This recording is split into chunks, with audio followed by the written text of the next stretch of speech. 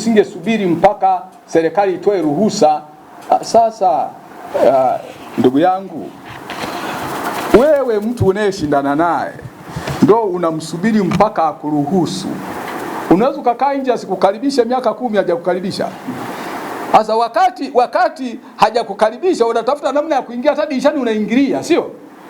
Sasa tukisema kwamba kwa mfano serikali imezuia mikutano, sema tusubiri tu tumuombe Mungu mpaka siku kukicha vizuri, wakiamua sasa tumeruhusu ndo tuendelee, tutachelewa sana. Sisi kama chama tuna program zetu za mwaka huu, tuna mpango kazi wa mwaka huu, na ndio maana hatukuchelewa. Leo ni siku ya 21, tunatakiwa kuanza kuitekeleza mpango kazi, tuanze kutekeleza.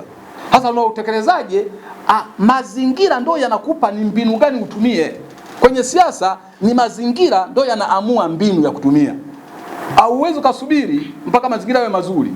Sisi Chauma tutafanya siasa katika mazingira yoyote.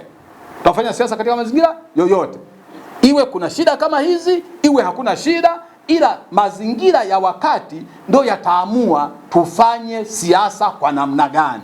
Kwa sisi tutakwenda kwa vikao vya ndani, tutafikisha malengo kwa kadiri tulivyoyapanga kwa vikao vya ndani. Ikija mikutano ya hadhara, tutafikisha malengo kwa kadiri yatakavyokuwa yamepangwa kwa mikutano ya hadhara.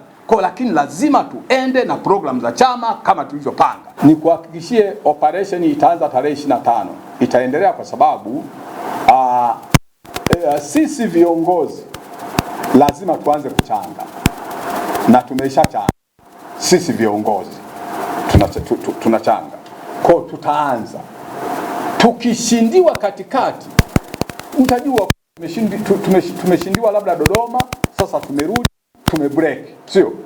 Lakini tunaomba tusishindwe, na nakuomba kaka, kama utafanya novena au utafunga ili tuweza tuchangishe mpaka tuweze kuweza, uombe tufanye namna hiyo. Kwa hiyo bajeti sisi hatuione kama ni kikwazo. Tuna bajeti hela ambayo hatuna, lakini tuna imani kwamba watu wanayetuelewa, viongozi wa chama na wanachama wa chama na wapenzi wetu watachanga, tutasonga.